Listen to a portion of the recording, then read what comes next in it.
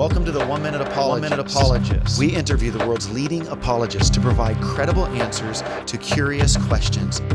Jim, how can we know that Christianity is true when there's still so many unanswered questions? I mean, you can't answer every single question that people have, right? Neither can I, and we do Christian apologetics. I know. So I think people get a little bit nervous when they think, well, gosh, if guys who are doing this all the time are having problems with this, how am I going to do? Well, a lot of it comes down to evidential sufficiency. Every trial is like this, every criminal trial. At what point does a jury think it has enough to make a decision? And we have to remind jurors all the time that you're always going to have unanswered questions in every case. I've never had a case where there wasn't a series of unanswered and even unanswerable questions, because you're never going to have that answer. I don't care how long you look at the case.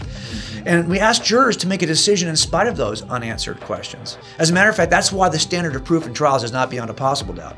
It's beyond a reasonable doubt.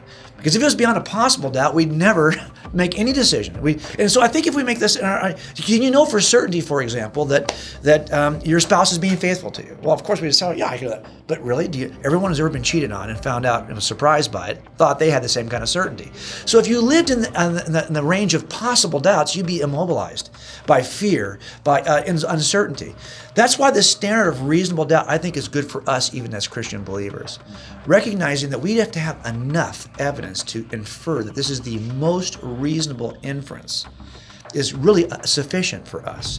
We can't have every question. Do you think you can know the nature of God as a mere, mortal human? I doubt we're ever going to have all those complete, robust answers.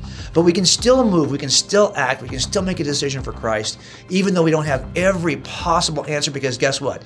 No one has it. Even when I was an atheist, I couldn't tell you how the universe came into being, how life originated in the universe. Do we really have free will? Do we really have consciousness? Where do these kind of unique features that we seem to live and breathe every day, where do these things come from? Well, the best philosophers in science and in atheism cannot offer answers to those questions either. Yet they're comfortable in their worldview, even though they have unanswered questions. I think as Christians, we need to know that this is the best inference from evidence, and then be comfortable with those few unanswered questions we might still have. And you believe Christianity sort of closes the doubt? Oh, it does. It closes the gap from where you stand to the next answered question. Is much shorter, I think, in the Christian worldview than any other worldview.